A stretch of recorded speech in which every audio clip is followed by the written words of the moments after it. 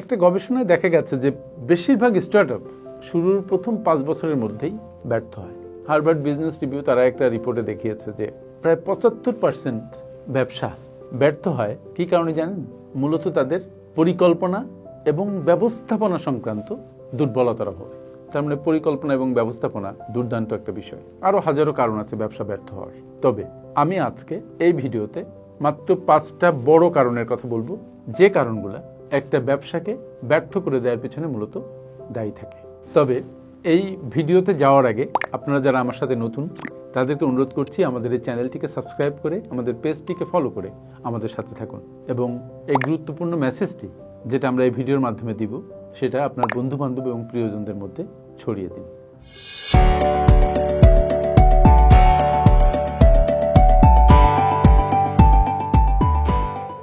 বলেছিলাম যে 5টা কারণ নিয়ে আমি ব্যাখ্যা করব। নাম্বার 1 কারণ হচ্ছে অপর্যাপ্ত পরিকল্পনা এবং গবেষণা। আমরা কিন্তু কোনো ব্যবসা শুরুর আগে পরিকল্পনা করতে মোটেই প্রস্তুত নই। আমরা ব্যবসা করব, কারো কাছে জিজ্ঞাসা করি যে কি ধরনের বিজনেস করলে ভালো হয়, কেউ একটা মতামত দিল, আমরা একটা ট্রেড লাইসেন্স করলাম বা একটা শোরুম নিলাম, কাজ শুরু করলাম। ব্যাক এন্ডে যে দুর্দান্ত পরিকল্পনা করা দরকার, বাজার গবেষণা করা দরকার, এই ব্যবসা কেন চলবে সেটা খুঁজে বের করা, এই ব্যবসায় কারা কারা কম্পিটিটর আছে সেটা দেখা, কম্পিটিটরদের অবস্থান কি মার্কেটে সেটা খোঁজা, আপনি যে প্রোডাক্ট দিচ্ছেন সেই প্রোডাক্ট আপনার নেইবারিং এরিয়াতে ডিমান্ড কেমন আছে, যারা আপনার এখানে আসবে বা আপনি যাদের কাছে পৌঁছাবেন, আপনার মার্কেট সেগমেন্ট কি, আপনার কাস্টমার সেগমেন্টই বা কি, আপনি কি দামে মাল প্রকিউর করবেন, কি দামে সেল করবেন, আপনার মার্জিন কেমন থাকবে, আপনি যে প্রোডাক্ট নিয়ে কাজ করতে চাচ্ছেন বা সেবা নিয়ে কাজ করতে চাচ্ছেন সেই সেবার মার্কেটে চাহিদা এবং বাজার দাম কেমন, আপনার মার্জিন কেমন থাকবে, কতদিনের মধ্যে আপনি আশা করেন যে আপনার ব্যবসা থেকে আপনি চলতে পারবেন, আপনার যে পুঁজি আছে সেটা ব্যবসাকে টেনে নিয়ে যাওয়ার জন্য পর্যাপ্ত কিনা। এক পর্যায়ে আপনার টাকা থাকবে না বাট টাকার রিকোয়ারমেন্ট থাকবে, তখন আপনি সেটা সামাল দেবেন কিভাবে, আপনার পুঁজি আসবে কোত্থেকে, ব্যাংক কখন আপনাকে ঋণ দিবে, এই যে নানাবিধ বিষয়, এটা একটা বিস্তর পরিকল্পনার বিষয় আছে, ব্যবসাটা বোঝার বিষয় আছে, অ্যাকাউন্টিং বোঝার বিষয় আছে, আপনার টিম ফরমেশনের বিষয় আছে, কিন্তু সর্বাগ্রে হচ্ছে পরিকল্পনা এবং বাজার গবেষণা। বাজার গবেষণা তো আমরা করিই না, ইভেন যুদ্ধই পরিকল্পনা না করে মাথার মধ্যে কিছু জিনিস নিয়ে আমরা ব্যবসা শুরু করে দিই। তার ফলশ্রুতিতে একসময় আমরা যেভাবে আশা করি সেভাবে জিনিসটা চলে না, ব্যবসা মুখ থুবড়ে পড়ে, আমরা ওই ব্যবসা গুটিয়ে হয় অন্য কিছু শুরু করি অথবা বাসায় চলে আসি। হার্ভার্ড বিজনেস রিভিউ বলছে যে ব্যবসায়িক পরিকল্পনা না থাকলে 70% স্টার্টআপ প্রথম 3 বছরের মধ্যে শেষ। আর যদি সুষ্ঠু পরিকল্পনা থাকে তাহলে আপনি ব্যবসা নিয়ে লং টার্ম যেতে পারেন। নাম্বার 2, আর্থিক ব্যবস্থাপনার ভুল।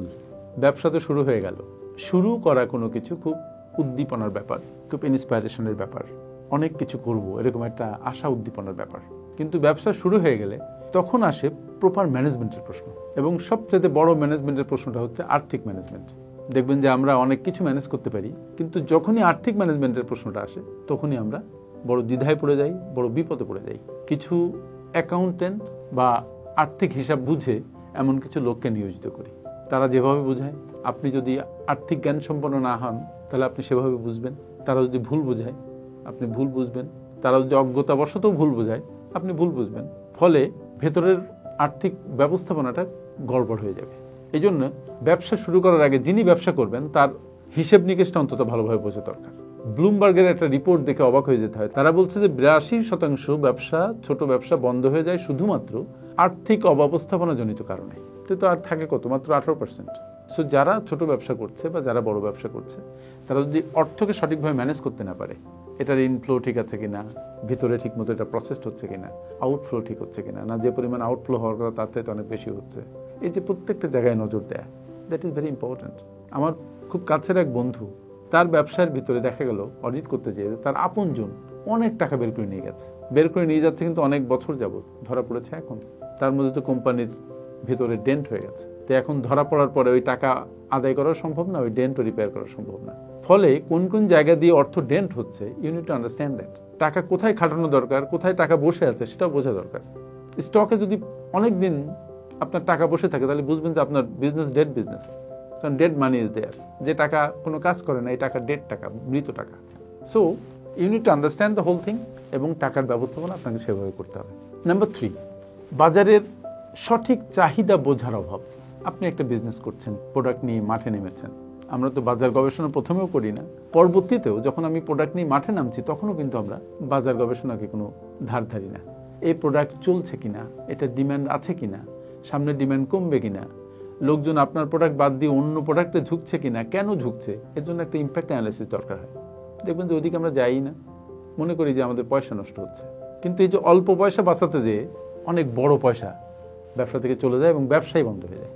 সো আপনি যে প্রোডাক্ট নিয়ে ডিল করছেন সেই প্রোডাক্টের মার্কেট ডিমান্ড যখন শুরু করছেন তখন কেমন, আস্তে আস্তে কি মার্কেট ডিমান্ড বাড়ছে, তারপরে আপনার পার্টিসিপেশন টোটাল মার্কেট ডিমান্ডের কতটুকু, আপনি কি কোয়ালিটি সম্পন্ন প্রোডাক্ট দিতে পারছেন, আপনি কি ক্লায়েন্টদের চাহিদাকে মিট করতে পারছেন, তাদের আপকামিং চাহিদাকে অ্যাড্রেস করছেন, আপনি কি তাদের মনোভাব জানছেন। দেখবেন যে প্রশ্নের উত্তর হবে যে না না এটা আবার কি করব, মার্কেটে তো এমনি প্রচুর লোক ডিমান্ড আছে। ইয়েস, ডিমান্ড আছে, but you need to understand the nature of demand. এই ডিমান্ডের কি অবস্থা আসলে, আপনি সামনে বিজনেস বড় করবেন না ছোট করবেন সেটা নির্ভর করবে ওই প্রোডাক্টের ডিমান্ডের উপরে এবং সেই ডিমান্ডকে আপনার মিট করার সক্ষমতার উপরে। ব্ল্যাকবেরির কথা আমরা জানি, এই ব্ল্যাকবেরিকে আমরা এখন বাজারে দেখি না কেন, কই, এরা তো অ্যাপল তারপরে অ্যান্ড্রয়েড যেগুলো ফোন তাদের সাথে টিকতে পারে নাই। কারণ কি, তারা পরিবর্তিত ডিমান্ডটা বুঝতে পারে নাই এবং সেই ব্যাপারে তারা সতর্ক ছিল না। সো আপনার ক্লায়েন্টের ডিমান্ড, নেচার অফ ডিমান্ড কিন্তু চেঞ্জ হচ্ছে প্রতিনিয়ত। সুতরাং তাদের ডিমান্ডের সাথে মিলে আপনি আপনার প্রোডাক্ট ডিজাইন করবেন, প্রোডাক্টের সরবরাহ করবেন, প্যাকেজিং করবেন, তা না হলে একসময় মুখ তুবড়ে পড়বেন। নাম্বার 4, প্রতিযোগিতার সাথে মোকাবেলা করার প্রস্তুতি না থাকা। The world is very competitive. প্রতিদিন প্রত্যেকটা পণ্য কম্পিটিশনের মুখোমুখি হচ্ছে। এত ফাস্ট পেসে বর্তমানে প্রোডাক্টের ডিজাইন থেকে গুণগত মান থেকে শুরু করে সবকিছু পরিবর্তন হচ্ছে, যেটা পৃথিবী আগে কখনো এক্সপিরিয়েন্স করে নাই। এখন আর্টিফিশিয়াল ইন্টেলিজেন্স, বিভিন্ন ধরনের প্রযুক্তি, মানুষ বুঝে ওঠার আগেই মানুষের টেস্ট চেঞ্জ হয়ে যাচ্ছে। তো মার্কেটে যে সাংঘাতিক কম্পিটিশন, এই কম্পিটিশন তো আপনাকে মোকাবেলা করতে হবে, তার আগে বুঝতে হবে। If you don't understand the competitive environment, আপনি টিকবেন কিভাবে? এখন কিন্তু ব্যবসা তো ছোট নেই, দেখবেন যে ছোট পুঁজিতে এখন আর ব্যবসা করা যায় না। এখন বড় টিম লাগে, বড় পুঁজি লাগে to make a successful business. তারপরে আপনি নামলেন, আপনি প্রতিযোগিতা যদি না বুঝেন, আপনি যদি প্রতিযোগিতার জন্য নিজেকে তৈরি করতে না পারেন, সতর্ক না থাকেন, তাহলে তো একসময় টিকবেন না। প্রতি 4 বছরে এখন অনেক প্রোডাক্ট মার্কেট ছেড়ে চলে যাচ্ছে, অনেক চাকরি লোকজন হারিয়ে ফেলছে, পেশার পরিবর্তন হয়ে যাচ্ছে। তো এই সময়টা পরিবর্তনের দিকে সবার খুব সুন্দর দৃষ্টি থাকতে হবে, তীব্র চাহনি থাকতে হবে, বুঝতে হবে চাকরি করা সহজ কিন্তু বিজনেস করা সহজ না। এই জন্য ব্যবসায়ীকে অনেক দূরদৃষ্টি সম্পন্ন হতে হয়, অনেক বেশি ইনোভেটিভ হতে হয় এবং তাকে প্রচন্ড পরিশ্রমী হতে হয়, তা না হলে প্রতিযোগিতায় টিকে থাকা সম্ভব নয়। ওয়াশিংটন পোস্ট এরা উল্লেখ করেছে যে ব্লকবাস্টার ভিডিও রেন্টাল কোম্পানি ব্যর্থ হয়েছিল কেন? কারণ তারা প্রতিযোগী নেটফ্লিক্সের ডিজিটাল স্ট্রিমিং প্ল্যাটফর্মের সাথে খাপ খাওয়াতে পারে নাই। সময়ের সাথে সাথে প্রতিযোগিতার দিকে লক্ষ্য না থাকলে, লক্ষ্য না দিলে, নজর না দিলে ব্যবসা ব্যর্থ হবেই। নাম্বার 5, প্রযুক্তিগত পরিবর্তনের সাথে খাপ খাওয়াতে ব্যর্থ হওয়া। দেখেন প্রত্যেক দিন নতুন নতুন প্রযুক্তি মার্কেটে ঢুকছে। আমরা যারা অ্যানালগ যুগের মানুষ, তাদের এই প্রযুক্তির সাথে খাপ খাওয়ানো খুব কঠিন, কিন্তু বর্তমান প্রজন্মের যারা জেন জেড যারা, তাদের পক্ষে অনেক সহজ। তো যারা অ্যানালগ যুগের মানুষ, তাদেরকেও প্রযুক্তির সাথে খাপ খাওয়াতে হবে, নচেত তারা মার্কেট আউট হয়ে যাবে। এবং সম্ভবত অনেকে যাচ্ছে, কিন্তু যারা নিজেদেরকে আপডেট করে নিতে পেরেছে তারা টিকে থাকবে, টিকে থাকতে পারছে। আর বর্তমান প্রজন্ম জেন জেড যারা, তাদের জন্য এটা ইজি, কিন্তু তার চেয়ে বড় কথা হচ্ছে ইজি বটে, কিন্তু সেটা করছেন কিনা। প্রযুক্তিগত যে পরিবর্তন, যে ঢেউ, যে জোয়ার, এই জোয়ারের সাথে খাপ খাওয়ানো ভেরি ভেরি টাফ। কারণ প্রযুক্তিগত পরিবর্তনের সাথে খাপ খাওয়াতে না পারলে ব্যবসা ধরে রাখা তো দূরের কথা, টিকিয়ে রাখাই টাফ। সাস্টেনেবল হওয়া তো অনেক পরের কথা। আপনি যে ব্যবসাকে রান করাবেন এটাই কঠিন। কোডাক কোম্পানি, এরা কিন্তু ডিজিটাল ফটোগ্রাফি উদ্ভাবন করছিল, কিন্তু তারা কিন্তু সেই প্রযুক্তিকে সময় মতো গ্রহণ করতে পারে নাই।